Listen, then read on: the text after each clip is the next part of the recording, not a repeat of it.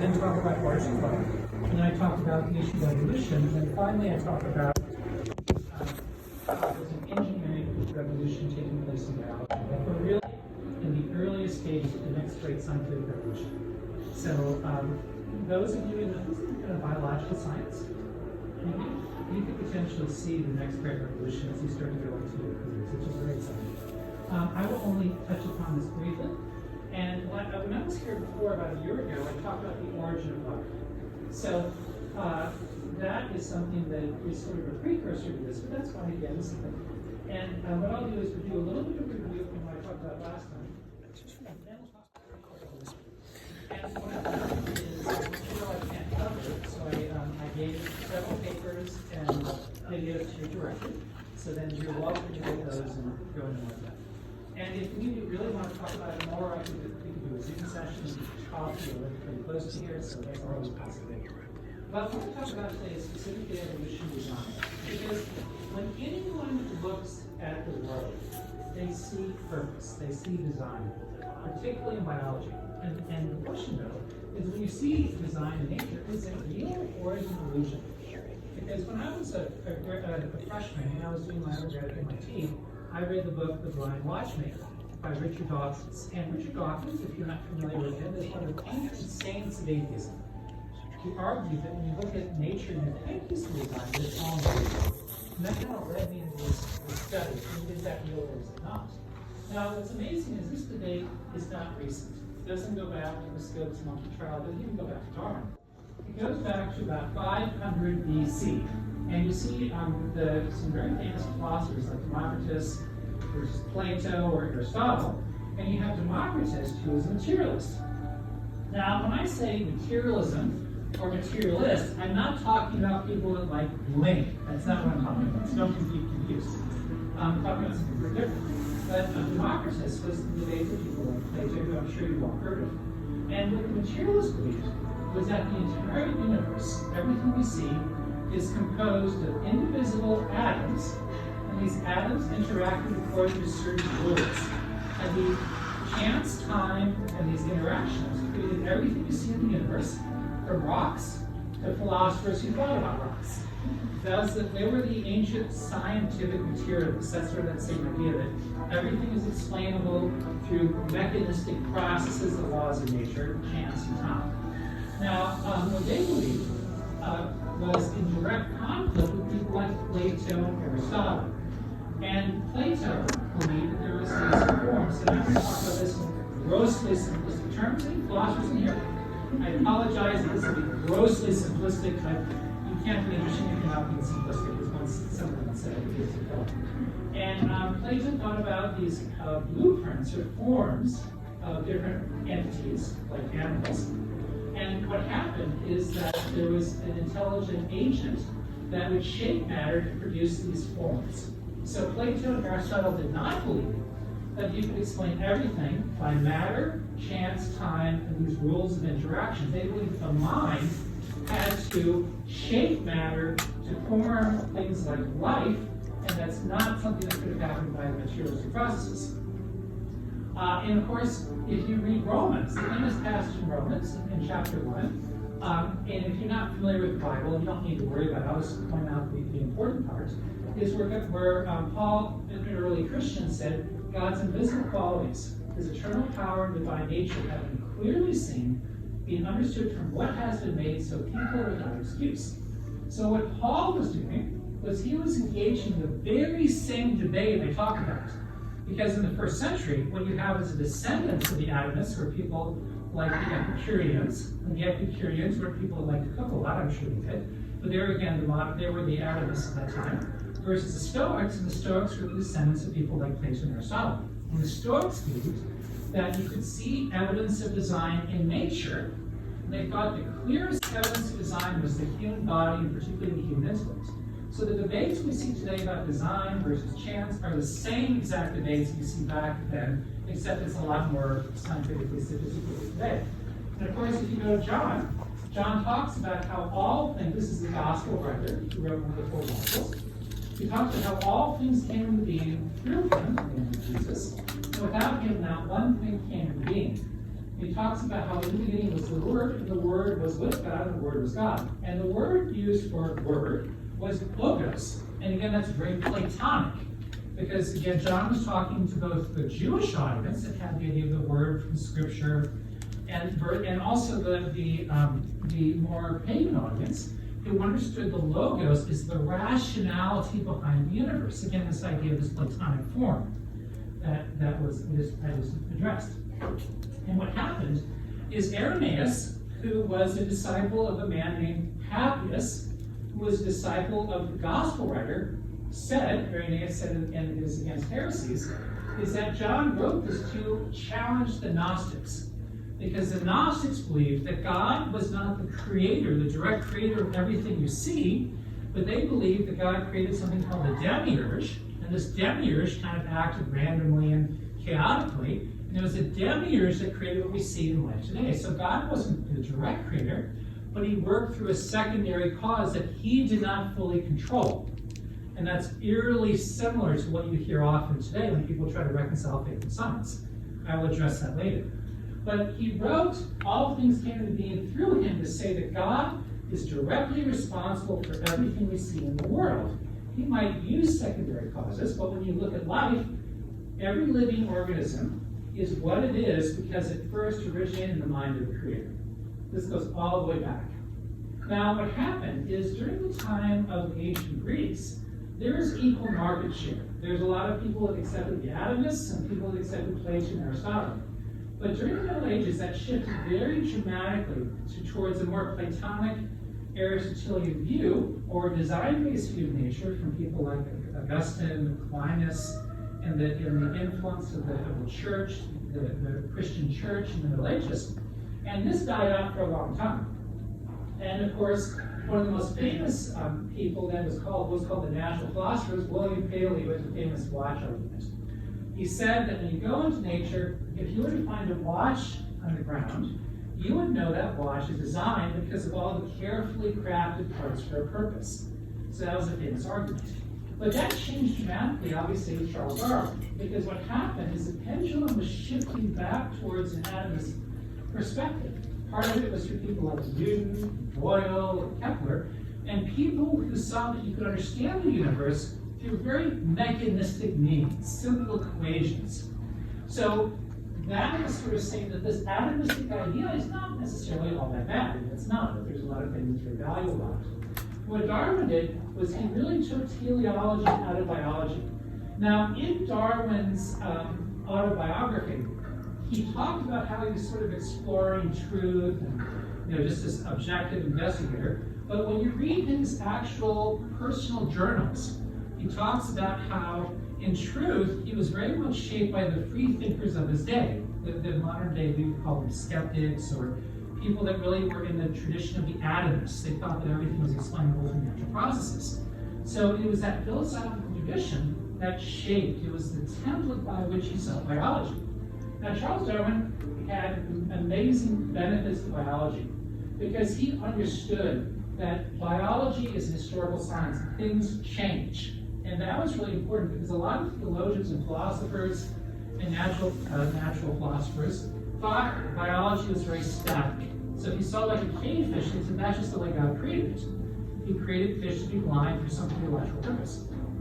Darwin realized that you actually have a process where you have variation in a population, like sheep with more wool or sheep with less wool. And what happens is because of the natural conditions, some survive and some don't. So if the winter is really, really cold, which sheep do you think will survive? More wool, right? So the variation gets more centered on sheep with lots of wool. They out-survive those who don't have lots of wool. So things change with time. And of course that turned into population genetics and like the Hardy-Weinberg equation, which are essential foundations for biology. So evolutionary theory is an essential foundation for biology. It's very clearly true. And of course you've got the famous finches, where you have like the finches on Galapagos Islands that diversify into many different species and subspecies. All well and good. Of course, I'm sure you've heard of pepper moths in England. That's another classic example.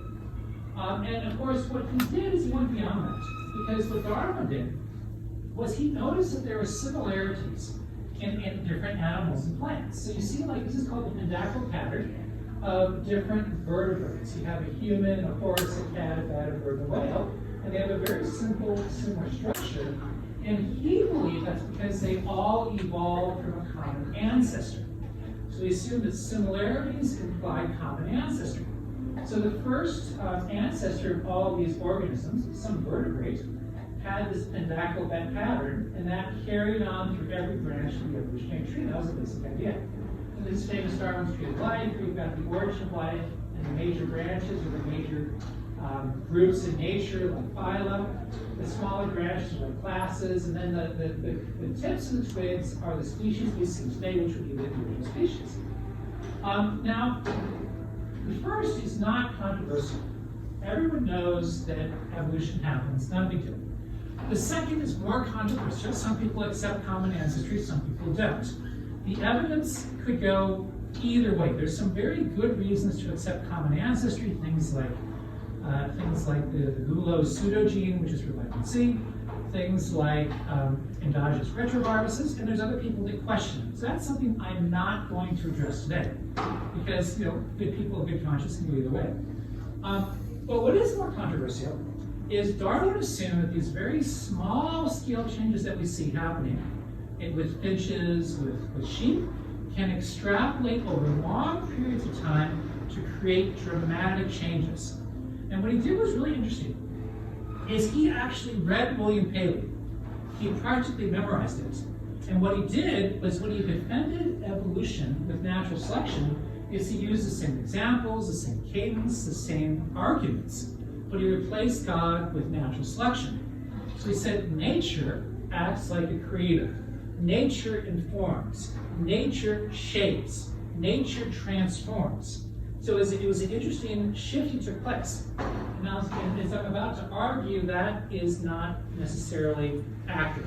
In fact, there's a lot of science that says that extrapolation does not fit the evidence. And that's something I'm going to address. And the implications in culture are dramatic. As Richard Dawkins said, Charles Darwin allowed him to be an intellectually fulfilled atheist, because the evidence for design in nature was so strong in biology that it just screamed out a creator. But then Darwin said, no, it's not a creator, but it's nature blindly shaping life to look design, but that's just an illusion. And Francisco Ayala, who was the past president of AAS, said it was Darwin's greatest accomplishment to show that the direct organization of living beings can be explained as a result of natural process, natural selection, without any need to resort to a creator or other external agent. That's the interesting topic I'm going to address. Now, what happened is, with Darwin, the pendulum shifted dramatically from design to the atomist tradition that there is no design, it's all chance, time, and natural processes. So that was a major shift. Now, let me just stop right there. And any questions so far? How are we doing? So far, so good? Okay, deep breath. That's sort of conceptual chunking. Let that absorb so that you don't forget everything I said in the next few minutes. Okay, good. So that's your philosophical foundation. Now what I'm going to talk about is the actual evidence. Because you've heard the term neo-Darwinism or modern synthesis or standard evolutionary model. What happened is genetics was really birthed with Crick and Watson and people afterwards. And when you add genetics to Darwinism and population genetics, which is sort of a mathematical study of how genes spread, that's what's called neo-Darwinism. So it's the combination of all these things. So when I say Darwinism, I really mean neo-Darwinism, but it's just easier to say Darwinism. So that's what that looks like. And of course, there's a lot of evidence that this actually works. Like, you have classic examples: bacteria, you have an antibiotic, you have a mutation that allows the bacteria to survive the antibiotic. So then that particular bacteria becomes more and more populated, and the others die out. It's a very classic experiment. And of course, you have what are called transitional fossils. So one of the strongest arguments that people make for Darwin's large-scale argument is you see transitional fossils. And the idea is you've got a creature like Tiktaalik, which is essentially a fish, but its wrist has features that look kind of like an amphibian. So this is believed to be a transition of a fish becoming an amphibian. And of course, you may have heard of the therapsids. These are reptile-like mammals. So mammals didn't evolve from reptiles in the traditional model, but it's from what are called therapsids, which are reptile-like mammals, or mammal-like reptiles, or however you say it. And this would be like a transitional creature, which is a reptile-like mammal or mammal-like reptile that's in between a therapsid and a modern mammal. This is sort of the idea. And of course, you've probably seen the whale series, where you have this transitional sequence going from something like a Pakicetus, or people think it might have been the Hippopotamus, might have been back there someplace, or an ancestor of it. And then you have the sequence going from land animals to whales, or fully aquatic animals. And this transitional sequence is said to give evidence that there's this slow progression that can take place that creates dramatic transformations. That's the basic idea. And of course, you've got what's called biogeography. So why is it that you have certain types of marsupials that are closely related on Australia? It's because Australia was separated, and these evolved independently of what might have been in some place like South America. So this is sort of the basic arguments for evolution. Now, what happens is when you start from the vantage point of natural selection, once you assume similarities imply common ancestry, the evolutionary framework comes across as very, very consistent and very, very powerful. But what's happening is as the science has advanced over the last several decades, each of these arguments has started to shake and some have completely collapsed. I want to talk a little bit about what that looks like. Now, first of all, the Darwinian tree of life is basically this idea of this branching pattern where things transform in gradual patterns. But what you actually see is something very, very different. And the classic example is called the Cambrian explosion, where you have things like bacteria that go very, very far back. You have things like the Ediacanarian fauna, which is somewhere in there. And then within a fairly short period of time, you have the first representatives of the major animal body plans come into existence in what looks like geological instances. Now, the Cambrian explosion is really Cambrian explosions because there were different little explosive bursts of new organisms. But what you see is something very different from the Darwinian model, where you don't see transitional fossils linking these different phyla back to the root of an evolutionary tree. And that's just the most dramatic example. But if you were to look at things, and here's just a different example of the organisms that just popped on the scene suddenly, radically different types. And Stephen Jay Gould talked about this in his book, Wonderful Life.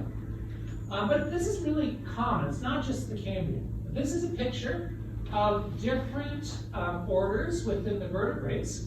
And you see these little dash lines. Those correspond to the hypothetical ancestors that link these back, the transitions that go back to the root of an evolutionary tree, but they don't actually exist. They've never been found. They have no basis in reality. And if you look at other pictures, this is like the race fin fishes, the same thing. These dashed lines do not correspond to real organisms. That the consistent pattern of the fossil record is things appear suddenly, and then when anything appears, it does not change. In fact, if you look at where the fossil record is most complete, like hard-shelled marine invertebrates, that's where it clearly shows that radically new things appear suddenly, and after it appears, it does not change significantly. That's the pattern. Now, I talked about these transitional fossils. There's a problem, because these transitional fossils are not true transitions. The true transition means you've got the ancestor, you've got the transition, and you've got the descendant in a clear, linear pattern. Now, it doesn't have to be the direct ancestor. It might be a little bit of a side branch because the fossil record isn't perfect, but you see clear progression of ancestor descendants approximately, depending on how complete the fossil record is. Tiktaalik is not transitional in any meaningful sense of the word. It is a fish.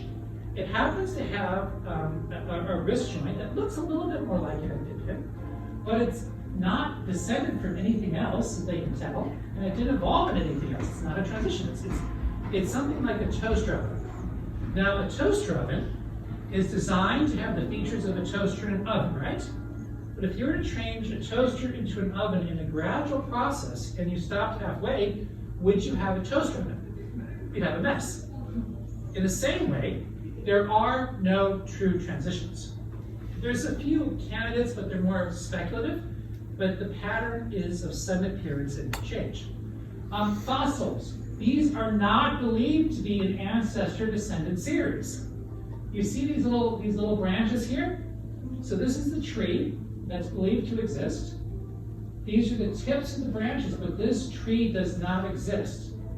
Each of these appears suddenly, and after it appears, it does not change. Now, why is it that you see a linear progression? Very simple. You've got millions and millions and millions of fossils that have hundreds of traits. The fact that some happen to line up in a progression is not terribly surprising purely by chance. If aliens came to Earth and we, let's say, went to someplace else, they would think the same thing. If you look in your junkyard, they would see like a unicycle, a bicycle, a motorcycle, convertible, station wagon, and a bus. Beautiful transitional sequence. How would you doubt that they all evolved from a common ancestor? But they didn't. It's just when there's lots of similarities, occasionally they line up in a progression. That's key.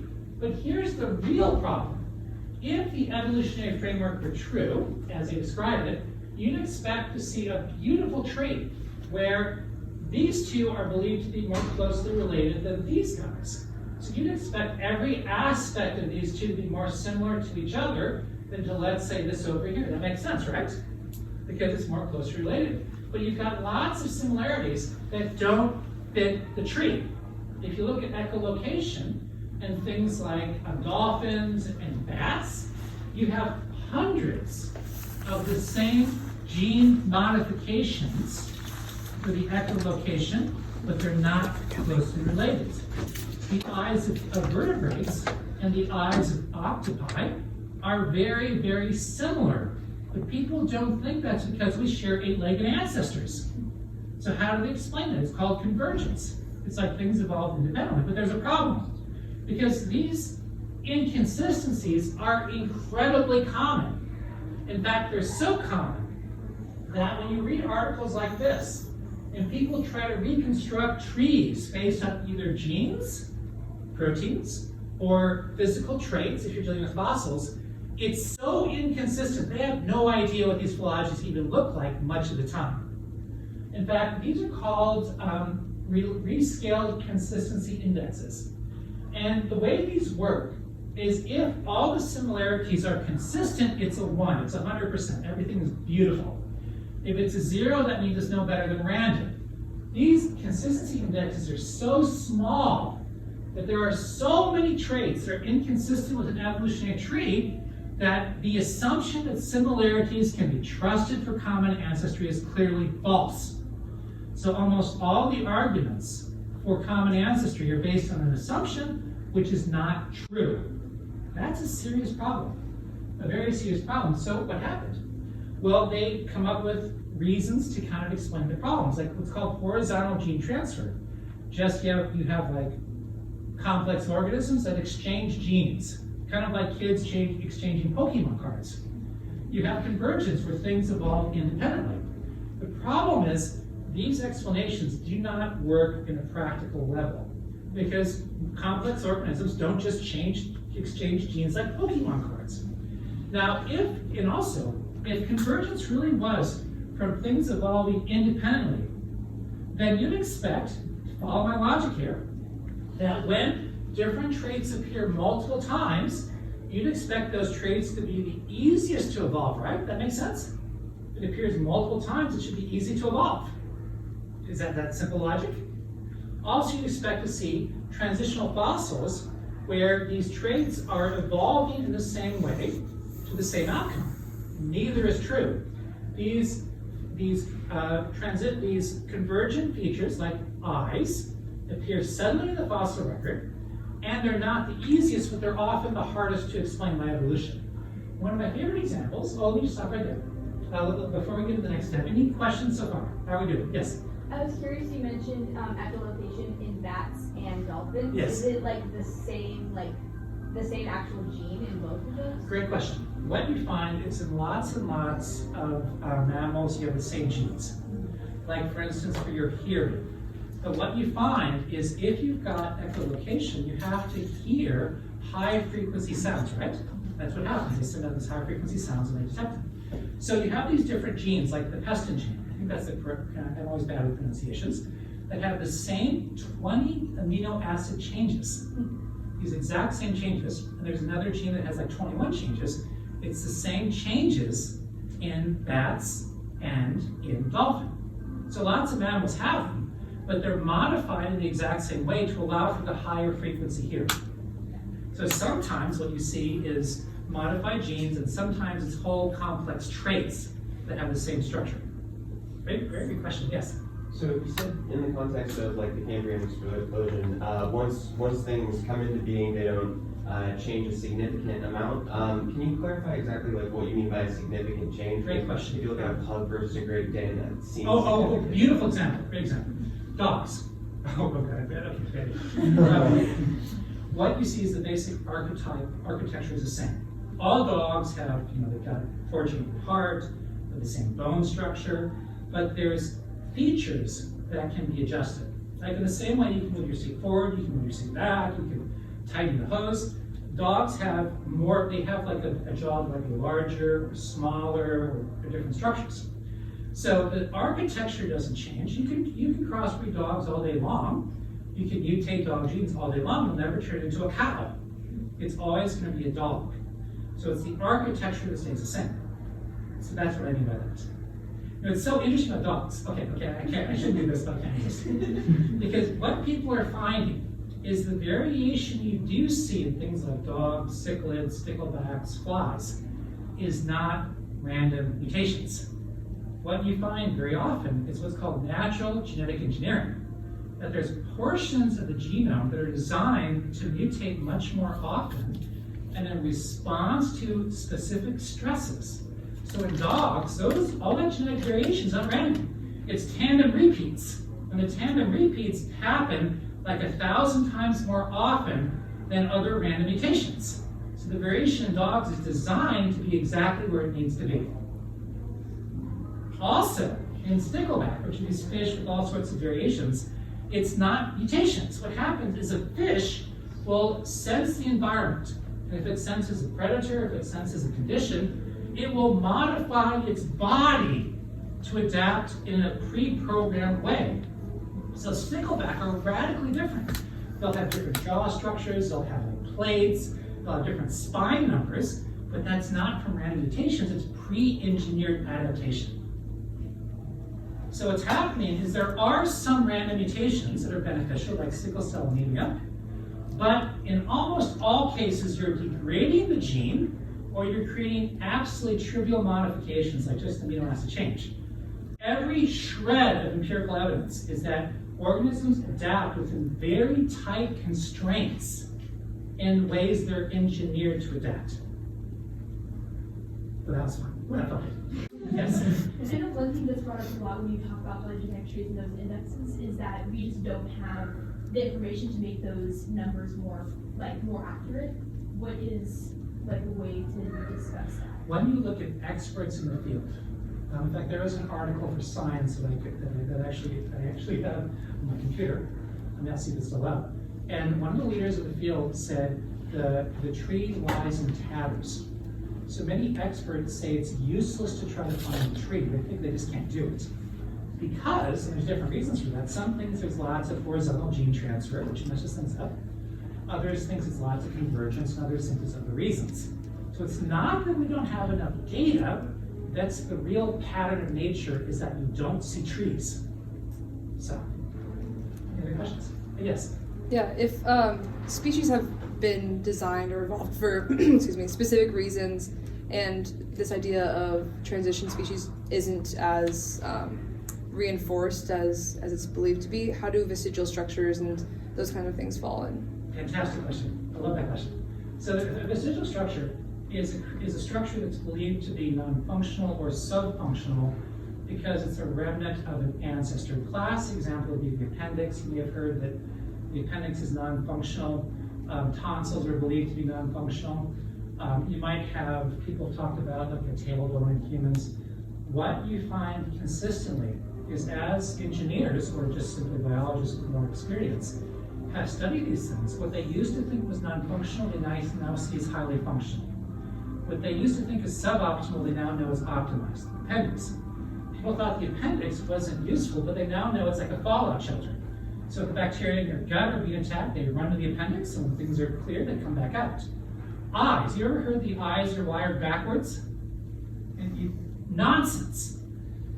What happens in a cephalopod, like an octopus, is the photoreceptors face forward, which makes sense, but in vertebrates they face backwards. And people said that's a really stupid design, but it's not, because the cones, or the rods, have discs, which are constantly burning out. So these things are embedded in your epithelium tissue, and there's a special mechanism that these tissues interact to recycle these discs. If that wasn't there, your eyes would burn out. Plus, you have a higher blood flow to cool it, because unlike a cephalopod, which is in a very dark environment, vertebrates are in a very bright environment, so your eyes use a lot more energy than other cells. Plus, you've got molecules that leave your eyes, goes into your tissue to be regenerated and then go back into your eyes. So what happens consistently is what people thought was poor design, suboptimal design, people are quickly realizing is optimal design. Yes? Yeah, this might be a more specific example and a bit more macro, and I'm curious if you've talked about it before, Sure. but like the one I hear all the time is whales that have appendages for like feet and bones that aren't used that could be, They are actually functional. So those feet, like appendages, are used for copulation. And like the hip bones are useful for mounting muscles. So again, the more people look at those examples, the more they see optimality of design. In fact, if you go back to the 1800s, people said there were like 85 organs in the body that were just non-functional, they were just vestigial. Things like the pancreas, the gallbladder, and obviously as time goes on, what you see is a consistent pattern of what people used to think were non-functional, they now know are highly optimized. The best example is that of junk DNA. Now, you're all too young for this, but if you happen to grew up in the 80s, I won't tell how old I am, I guess that's too late, people thought that 97% of human DNA was junk DNA. It did not work. Because it had to be that way.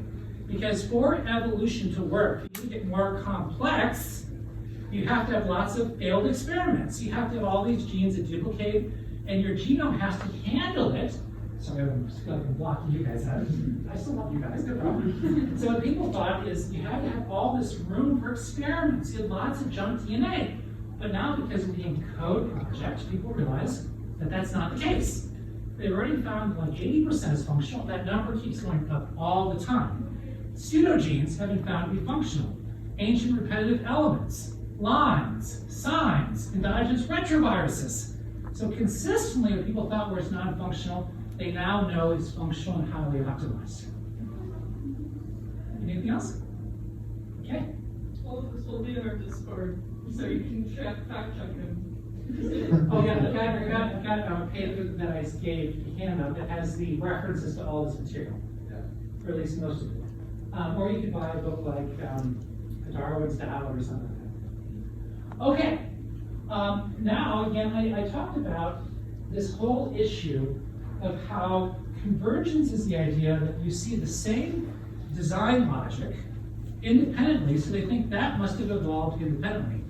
But the convergent traits are some of the most difficult to explain by evolution. One of my favorite examples is you've got a therapsid that has a single bone that links the sound receiver from the sound transmitter. Because in the sound transmitter, the cochlea, you've got this transition that goes from air pressure to nerve motion because of the fluid that turns it into neural signals. So you got one bone in therapsids, you got 3 bones in mammals. The idea is that some jaw bones transition into the bones in the inner ear. Let me ask you a question. You've got a therapsid, it's got one bone connecting it's not probably made out of a tympanic membrane, but it's something. And you have this connection between the sound receiver and then the sound transmitter. You suddenly break that bone and you move it away from your receiver. What's going to happen to your hearing? yeah, it's going to be really bad, right? So you're deaf. That's not very selectively advantageous. And then what has to happen is these jawbones have to restructure, and they have to form a perfect double hinge. You've got to perfectly mount these guys. You've got to have the right impedance matching. How many mutations do you think it's going to take before that happens? A heck of a lot. So even if you're, let's say, in a very noisy environment, so you don't need to hear, the time it would take to get even the smallest percentage of new mutations is vastly, I mean, there isn't nearly enough time for that sort of transformation. And I'll get into the exact details. So this is very meticulous engineering. And let me use another example. Let's talk about the evolution of the vertebrate eye. So this is sort of a classic example. You've got like a photoreceptor. You've got the next evolutionary step is you have some sort of concave, some cup that forms. You have shadows. It turns into a pinhole. You get some sort of gelatinous material that acts like a lens. You get a real lens, and you get a modern eye. Let's just talk about the lens. So you got photoreceptors, and now you want a lens. What do you think the first mutations will have to do to get a lens? What are they going to have to do? No lens, you want a lens. What's the first mutation going to do?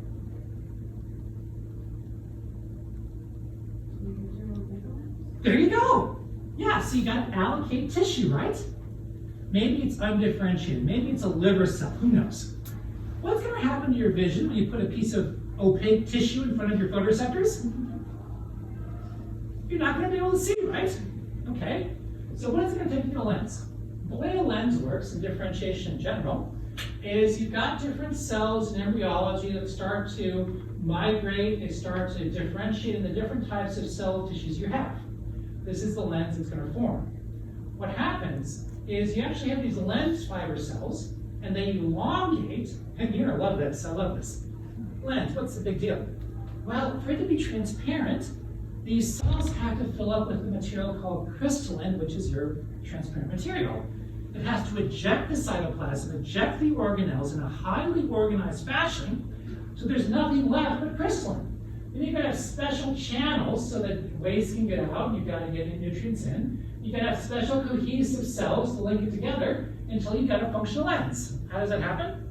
You've got this extremely complex mechanism where cells will change signals back and forth to say, here I am, here you are, turn into this, which is connected, whoops, sorry about that, which is connected to what's called a gene regulatory network. So all these genes are going to talk to each other to drive this differentiation until you have a lens. So you've got your liver cell or your undifferentiated tissue, which is completely useless. And now you need literally, and here's an example of one of those genes, where you have what are called like promoter regions and enhancer regions that have very specialized sequences, so the right transcription factors land at the right time to go to the next step. So to get a lens, you're going to need thousands of highly coordinated, highly specific mutations before you get something that actually works. Here's the problem. Every evolutionary scenario completely collapses when you look at the biological details. That's why no evolutionary scenario looks at the biological details. They have to be sort of stories. And that's it. Because as soon as you go from the realm of the imagination into reality, it always collapses. And here's what happens. You get the right transcription factors, you get a very complex forms, and then you've got transcription. Okay, fine. So let's say you need 1,000 mutations to get a lens. How long does it take to get new genetic information? Great question, right? Because in the fossil record, all these transformations happen in a geological instant. It's within the resolution of the fossil record. So it could be instantaneous, but the resolution of the fossil record is on the order of 1 million years. Now, 1 million years is a long time if you're getting a Starbucks coffee, right?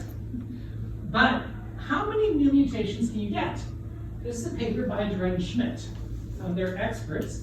They wrote this paper to try to prove the plausibility of evolution. So the paper contains certain imperfections which all favor evolution. What they say, let's see how long it takes.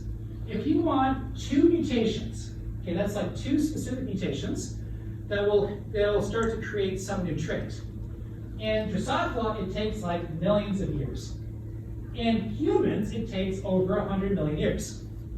So that means if you need 2 mutations to create something like vocalization or language, it takes over 100 million years to wait for those 2 mutations on average.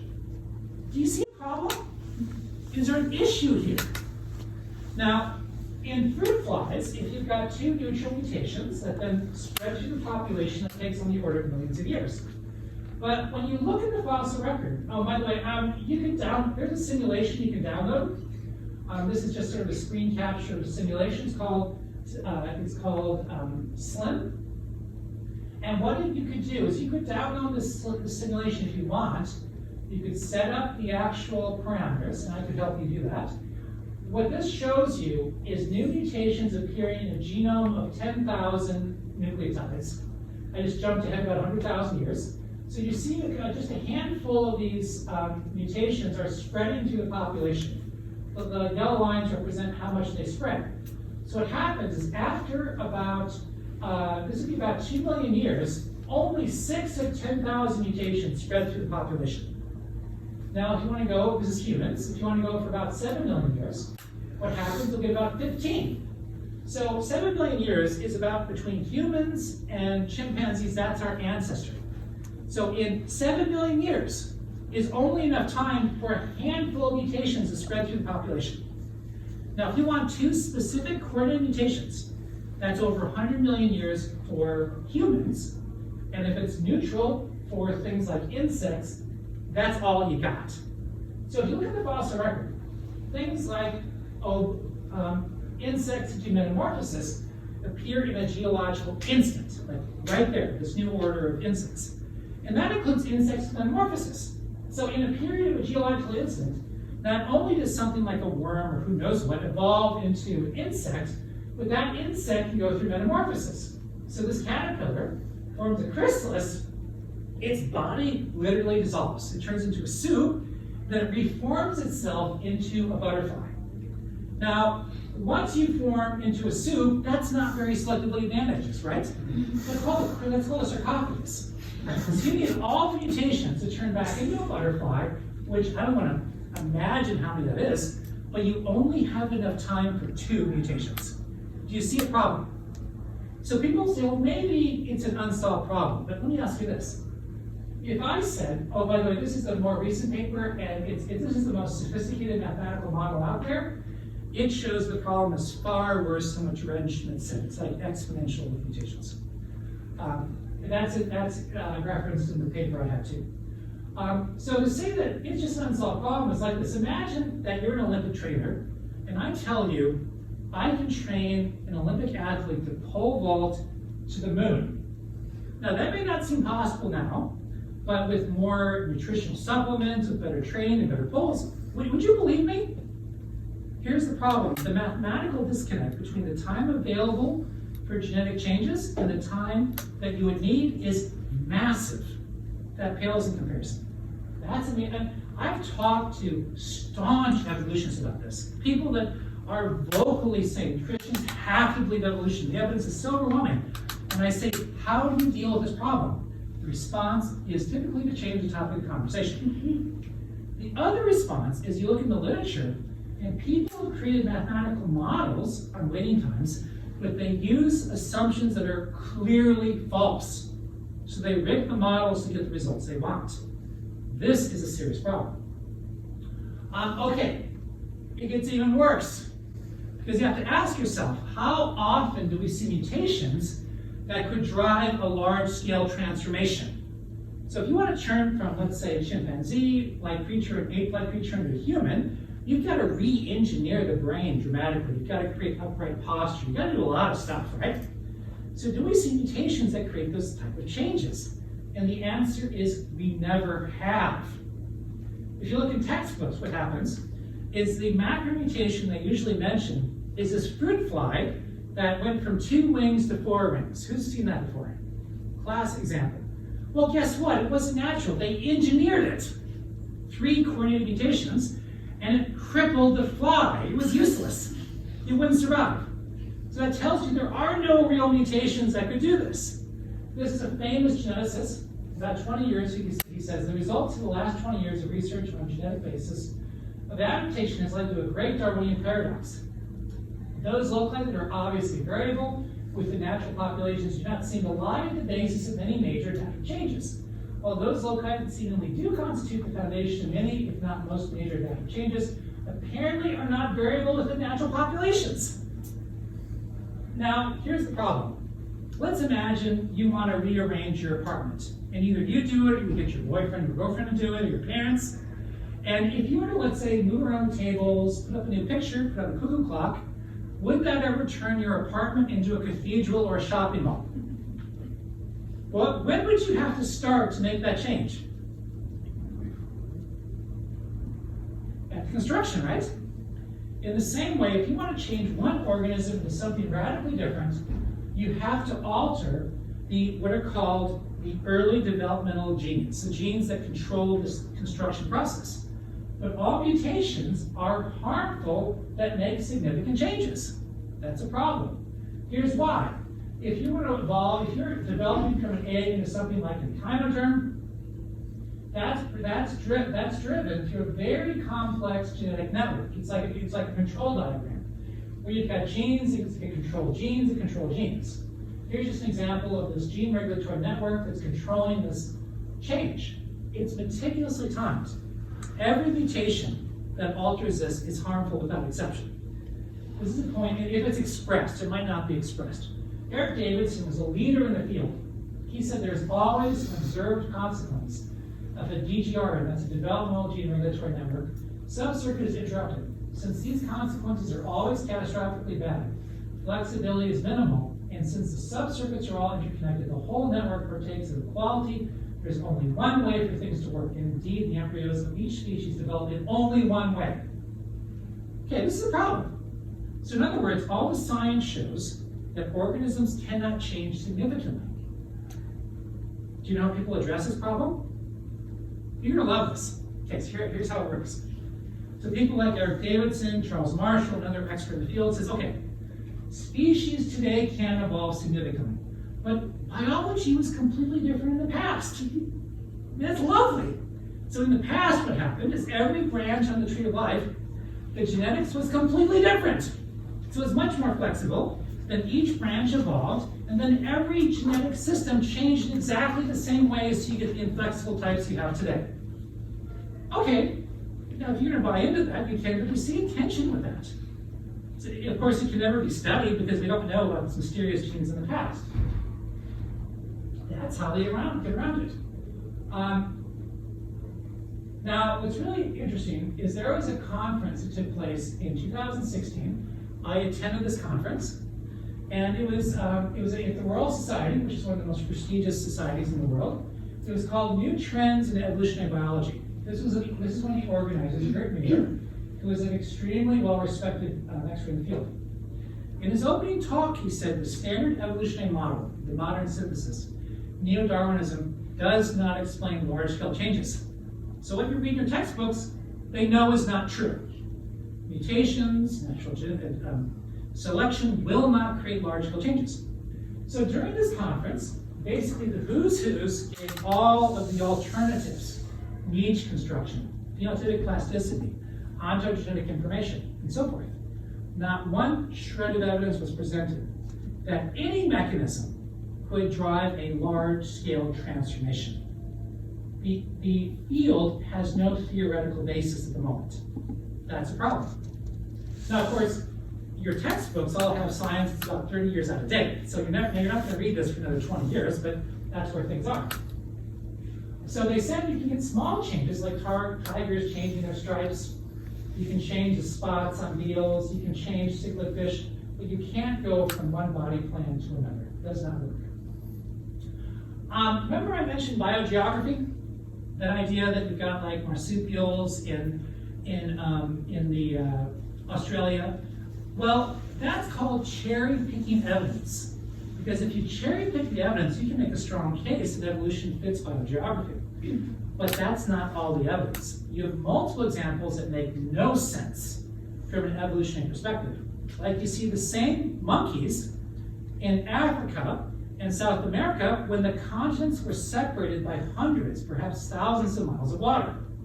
You've got freshwater crabs that people used to believe were very closely related because they seem very similar, but they're separated across the world. And there's no way a freshwater crab can go across a continent.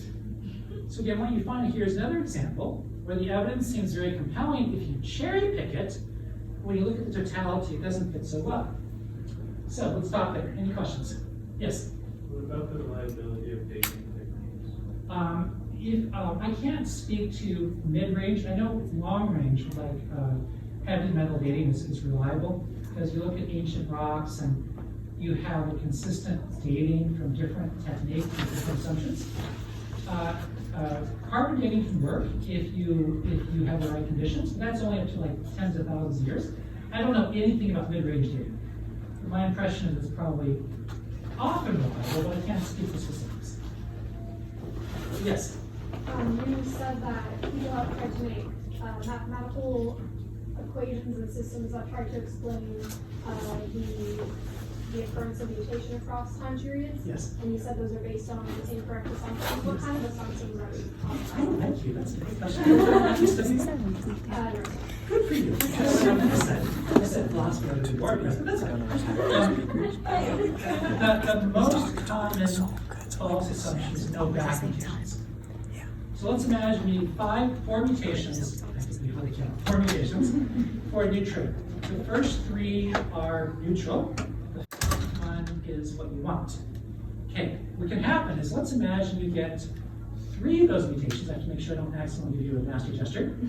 And I need 1 more mutation for it to work. So I've got 1 individual 3 mutation. Is it more likely that this will go the direction I want or these will go back? See, that's a back mutation. So when you include back mutations, the timescales go up dramatically. The other false assumption, and there was a paper by, I think it was called Wolf and Ewan, that dealt with this, and they assumed that every mutation that appeared that was beneficial didn't leave the population, it would reach fixation. That's obviously not true. They were essentially copying the model used by Richard Dawkins in The Blind Watchmaker. You all familiar with he thinks it's a Liesel model. What he did is he said if you have like random letters, you randomly change them. Every time a letter matches a sentence, you keep it fixed. It's easy to evolve, he thinks it's a Liesel. But that's only if you have foreknowledge of where you want to go. That's the other problem, is they assume when a mutation appears, it's going to reach fixation, but in almost all cases it does not because of genetic drift. Those are the most common false assumptions. Thank you. Great question. You guys are awesome. Anything else? Oh, I'm so sorry, I forgot you guys. No. In the simulations, what is the, is there a reason that some mutations would be more adapted or less adapted? Okay. Like, is survival of the fittest? Great question. Are you a computer scientist or are you a computer scientist? Okay. Yes. What I happens? stole it from. Okay. What happens is in a best case scenario, you're going to have all neutral mutations until you get the one you want. So that was all neutral mutations. But you can change them. You can make them selective. You can make them, disadvantageous. You can do whatever you want. You can create your own subpopulations. That particular example I used was the best case scenario, the most favorable to evolution. So I assumed that they were all neutral, and I was looking until you get the creative ones. That's not the case because we know that in almost all cases they're detrimental, as I showed you. So you could do this 100 different ways and you get the same result. It takes too much time, by a long shot. But right, it's slim. You can download it for free. Any other questions? Going once? Going twice? Yes. I'm not sure how to exactly word this, but how would you make it compatible with like newer creations versus older creations? Right. I'm more of an older creationist, so I kind of just go with that. If you're a younger creationist, and I'm actually friends with the president of Institute of Creation Research, so I respect that position. Because in the Christian framework, there's always going to be tensions. So a younger position where you take the days of Genesis as literal 24-hour days is much more theologically tidy. It's much simpler. It's a more clear reading of scripture. It just has more scientific tensions. So people like Hugh Ross, people that are older creationists argue that it's legitimate to interpret the data as longer periods of time, and that fits the science much better. Other people feel that it's more likely that the literal interpretation is correct, and they feel that they'll eventually explain the geological column based on the young Earth flood model. So you have like the classic flood model, where a worldwide flood created the geological column. So that's harder to fit the data. So Christians have to decide from their conscience which way they're going to go, what tensions they're going to live with. So I go more with an older. I know lots of Christians with a good conscience that would go with the younger. That's a disputable matter in the church. Great question. Okay, going once, going twice. Let's move on. I would love to talk to you about the origin of life, but this is kind of like, you know, a Marvel's trailer for like the movies at the end. You know, it's something that in the future. If you ever want to talk again, I can talk about how origin of life is theoretically impossible for a gazillion reasons. You see clear evidence of design from things like information, and this is the minimal components of any self-replicating cell. You've got to have energy production, selective gateways, active transport, information processing, manufacturing, assembly, blah, blah, blah, blah. So origin of life is an open and shut case. And I have a paper I sent to Hannah that she's welcome to distribute, and we could talk more if you wanted to. Again, another post-credit trailer for the future. I'm working with engineers and biologists, and we're helping to apply engineering principles to biology. And it's not just us. There's a field called systems biology. What's happening is engineers are starting to work with biologists, and it's changing everything. It'd be kind of like if a group of accountants were talking about global economics, were then joined by professors of global economics. That's what's happening. And as the engineers are working with biologists, all of the assumptions from this materialistic assumption about life are proven to be false, and design-based assumptions, tools, and approaches are what's starting to overtake the biological discipline. Slowly, this is systems biology. This is the revolution taking place before our eyes. I don't have time to talk about it, but I have a paper you can read. But this is, you mentioned the pore design. I talked about the eyes. Oh, incidentally, what happens is you've got special cells, Mueller cells, that act like fiber optic cables. So they take the light and they move it right to the photoreceptors. Very interesting. Panda's thumb, people originally thought it was badly designed. They realized it's often designed to eat things like bamboo, which they do. Great paper, Survey of Engineering Models of Systems Biology, one of my favorite papers.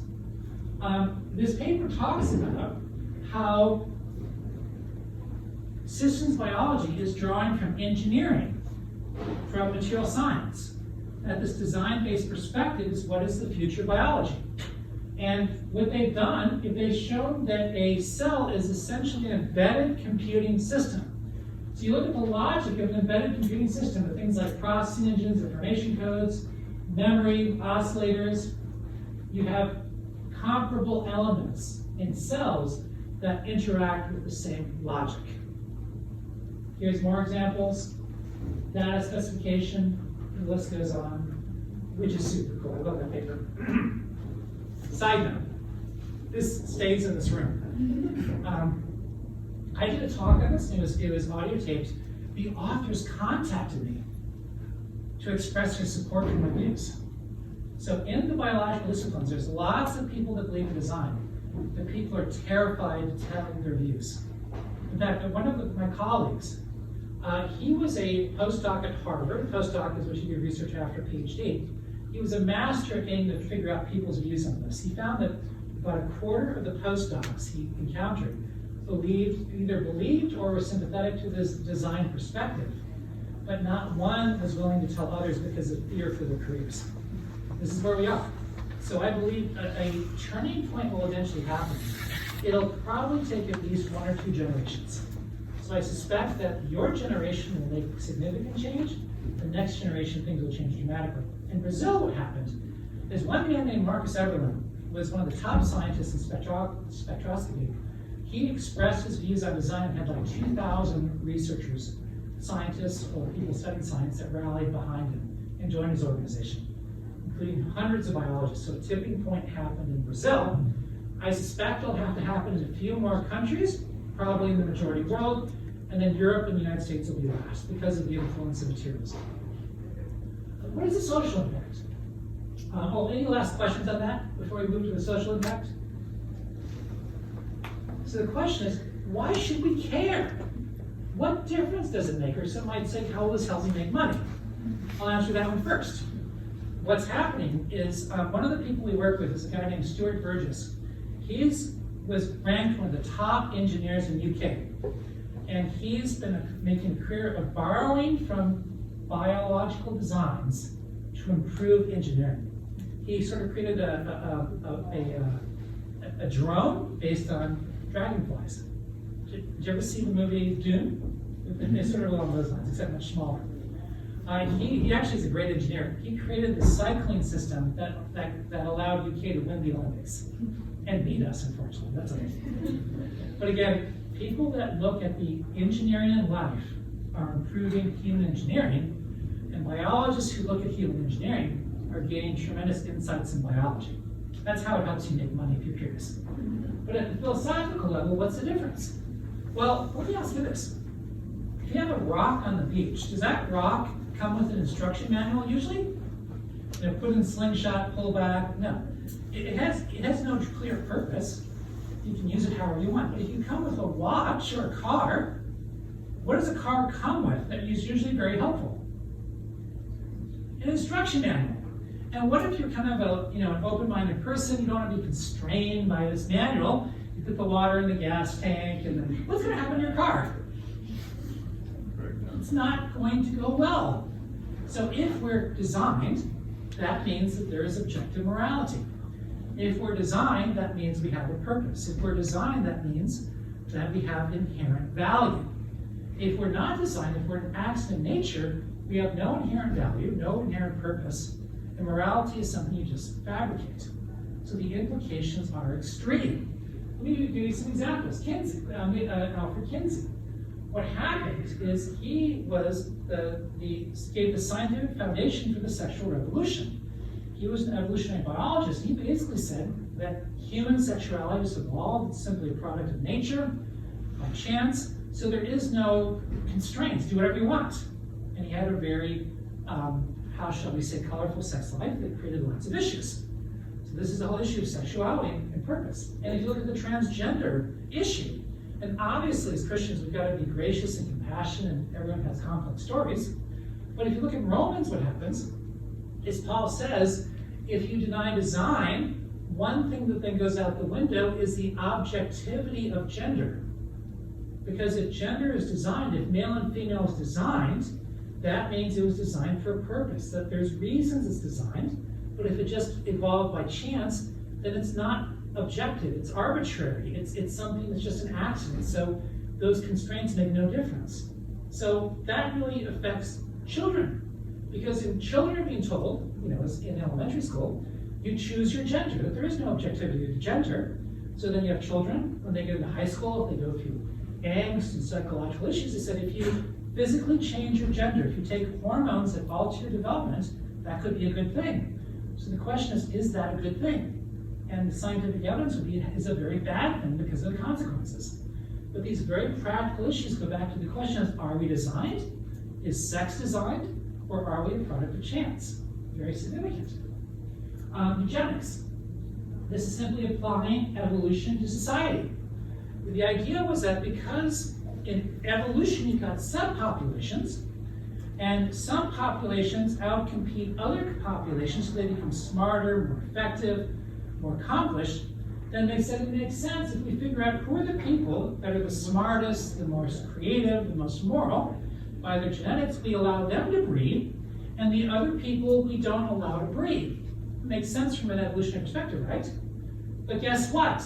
The people who were deciding who was most genetically fit were always the people that they decided was most genetically fit.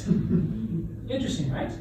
So you have things like Margaret Sanger, and she basically wished to free sex from procreation, so she was very much helped to found the sexual revolution. But beyond that, she had an interesting quote. She said, Slavs, Latin, and Hebrew immigrants are human weeds, a dead weight of human waste. Blacks, soldiers, and Jews are a menace to the race. Eugenic sterilization is the urgent need. We must prevent multiplication of bad stock. So the Nazis got a lot of their science from the United States. Science is promoted by Harvard, Stanford, leading science. So to be on the side of science in the early part of the 20th century is to be on the side of eugenics. Very logical. And that hasn't changed. Jerry Coyne is an atheist evolutionary biologist. He argues for infanticide because it makes sense. If there are people that are less fit, people that may not have great lives, why not just kill the children like the Romans did? And again, it makes perfect sense in that narrative that humans are accidents of nature. Therefore, what matters is society, so we can sacrifice the dead body. This sort of the logic. Of course, what happens in Christianity? Ken Miller calls himself a Catholic. He wrote the book Finding Darwin's God. He says he agrees with the view that mankind's appearance on this planet is not preordained. We are not here. We are here not as the products of an inevitable process of evolutionary success, but as an afterthought, a minor detail, a happenstance in history that might just as well have left us out. Of course, if humans are an accident of nature, the fall makes no sense because every negative proclivity is not from a broken relationship with God, but because of random mutations. And if the fall didn't happen, it makes no sense to talk about Jesus dying for our sins because sin is more of a product of our minds anyway. So ideas have consequences. Thank you.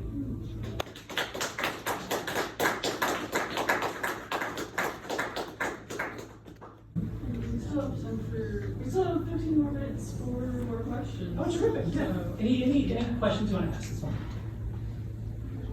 Yes. So I don't have a religious background or a background in evolution, Sure. not evolution, like biology. So I'm seeing your guys' evidence here. My major question is, okay, I can see you going to a God. Yes. How do you get to a Christian God from that? Why aren't you Muslim? Oh, that or is like such, Buddhist? that is such a thoughtful question. That is awesome. Actually, Like philosophy. of course. Not surprised about that one. Great question.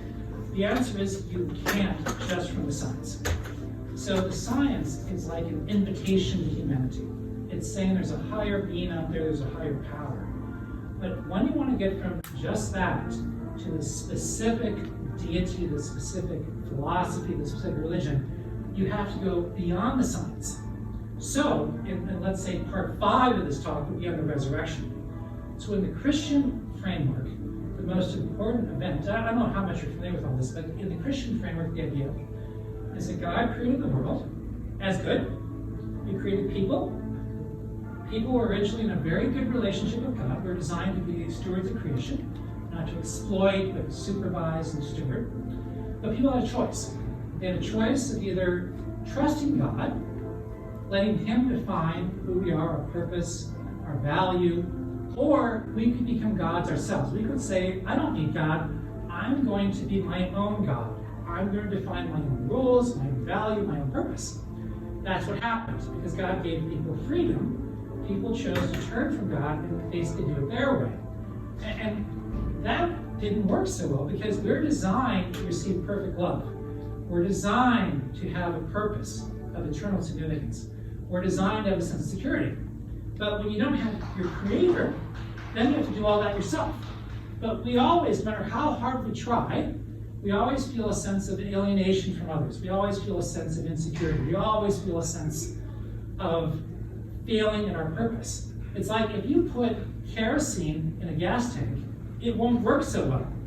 In the same way, we're designed to have God at the center of our being, how we're meant to operate. But when people rejected God, they have other things they worship, like money, like sex, like career. And that always leads to abuse, it leads to addiction, it leads to insecurity and fear. You just go to Wall Street, you'll see that very clearly. So what God did was He didn't just let things go awry, but He initiated a rescue operation. He initiated it initially through a family of Abraham, Isaac, and Jacob. I won't go into that. Yeah, I've read Kierkegaard. Oh, okay. Yeah. Oh, wow, you are sophisticated. Probably more so than myself. Talk to her afterwards. I don't know philosophy. So, who are the philosophers in here? Oh, okay, there you go. There you go. But the idea is that God came to earth Himself in the form of Jesus Christ. Very difficult to understand. But that's called the incarnation. So God himself came to earth in the form of a human to tell people how they're meant to live, to draw people back to God, to, in some sense, extract the evil in their hearts on themselves, so that he basically was killed by the world, by the political powers and religious powers. What happened is he took the evil and suffering and guilt and shame on himself. When he died on the cross, he rose from the dead, which showed that he had power over it. He had power over the evil in our hearts. He had power over the brokenness of the world. He died for our sins, so the evil we did, that deserved judgment from God because of our rebellion, he took that judgment on himself, so that when he rose from the dead, he said, I have paid the penalty for your sin, I've broken the power of evil, and now if you accept this gift of faith, accept this offer of forgiveness, you can turn from evil, turn to God, be reconnected to God, and then it's like that root where the roots are restored. So as a Christian, as I pray to God, as I receive his love, as I receive his wisdom, that changes my heart, and then patterns I see that are destructive are broken. Shame is removed. Evil in my heart, racism, selfishness gets transformed into being the person I'm meant to be. Because I'm experiencing God's love, I can show love and compassion to others, to serve the poor, to help the needy, to bring people back into alignment with creation. So what I see is that the evidence, not just the scientific evidence, but the evidence of the world points to that story. The world is messed up, right? So if we see a creator, why is the world so messed up? Because of the broken relationship, as Christianity says. The historical evidence for the resurrection is overwhelming. They have to write a book on that. And that's a topic I'm sure we'll talk about someday. I'm sure she's more than qualified, and many people Wait can. before Easter. Come back. There you go. So the historical evidence for the resurrection is pretty overwhelming. That Jesus died and rose from the dead, showing his words are true. And then you see even today, people that encounter Jesus, they encounter God, they pray for the sick and see them healed. They cast out spiritual forces. Just last week, I was at a church. Someone who couldn't walk for 10 years was brought down an aisle. Someone prayed for that person got up and walked again. So you're seeing the evidence of God's power today. So I would say, not just the science, but the science combined with history, philosophy, history, and evidence of other sorts points to the Christian faith being true. It's sort of a multifaceted argument. Okay. Well, what I'm confused on is if I was in like Saudi Arabia, I could have went to this same discussion right here, and their thing would be, okay, so we must praise Allah. So how am I supposed to, okay, if your God is the true God, if the Christian God is true, why aren't the Saudis given the beautiful life that you guys have here based on the Christian God? If you know what I'm saying. I didn't explain that very well, but No, it's just beautiful. Yeah, you got it. You had it. Great question. Because I remember I went through a period of deep doubts and questions in my life, and that was one of the questions. Is it fair? I grew up in Christian countries, so I had a better chance than someone who grows up in Saudi Arabia or in the middle of China or North Korea. Great question. Do not have the complete answer, but I have hints. Because again, God gave images of himself through creation, and what happens is we can trust that if people are seeking after truth in some way, God can reach them. Let's talk about the Muslim world. There are numerous stories of Muslims who have dreams of Isha, of Jesus. There's one Muslims that believe in Jesus, yeah. as something more than just a prophet, but as a savior. And they have encounters, even stories from the Bible, supernatural revelations of Christian theology, and they become Christian. There's even a story of a whole village. They all had a dream of Jesus. They even saw, and I'm getting the stories confused, of images of the resurrection or of the crucifixion.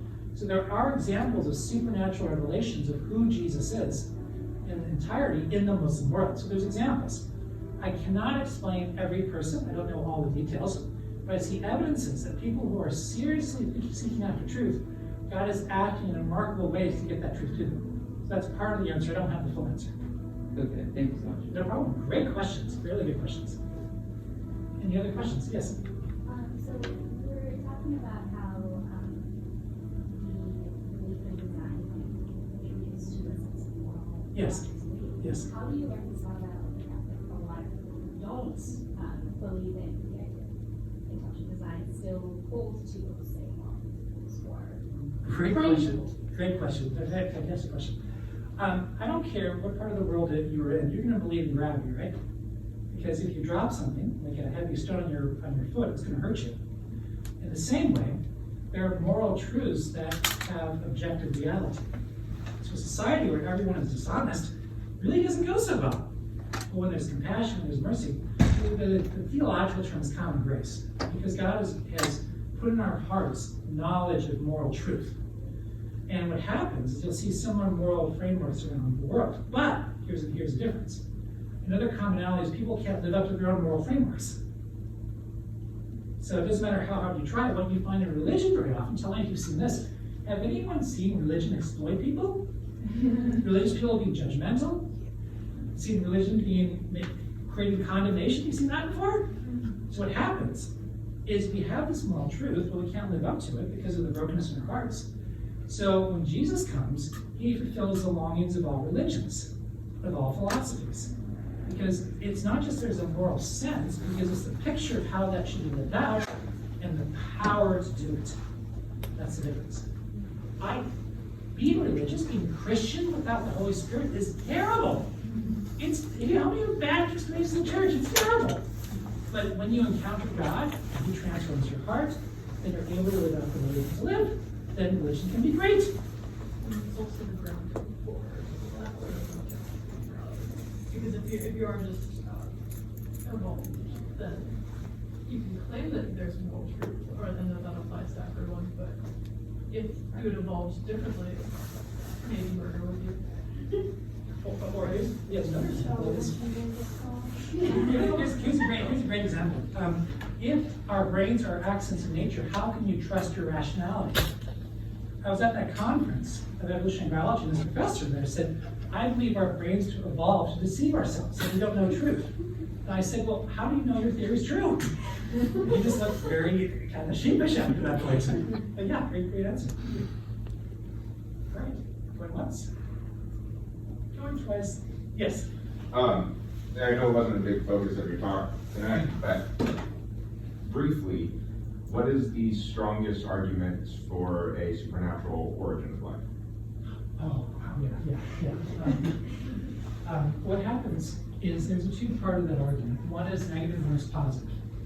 The negative part is you have to ask yourself, would you expect simple chemicals to form a cell? The problem is, all natural processes go to either greater disorder, lower energy, rocks go downhill, they don't go uphill, or both.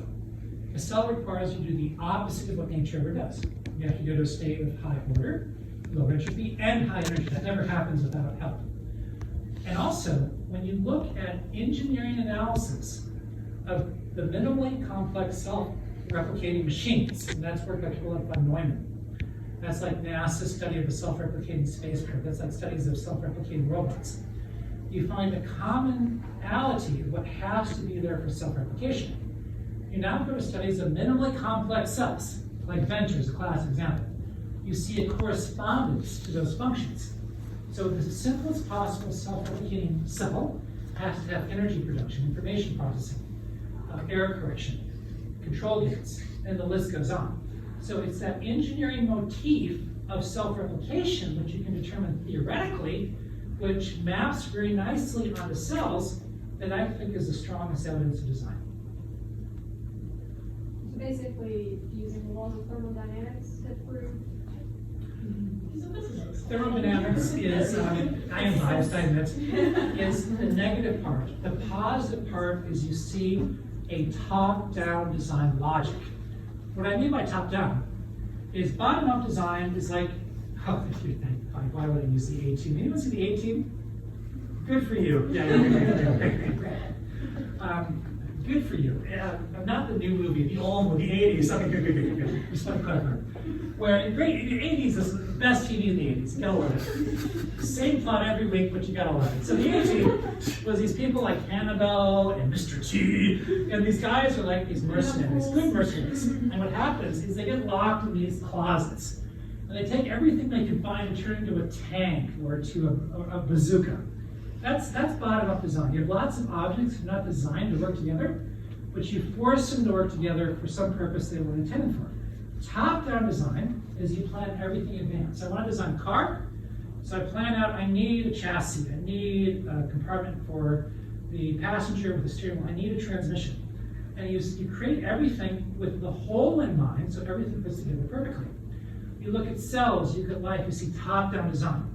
A cell shows a mind that planned every detail in advance to fit together that conforms with an engineering motif. Yes? Oh, sorry, come on. So that's kind of what I'm talking about. Okay, going once, twice. Thank you very much.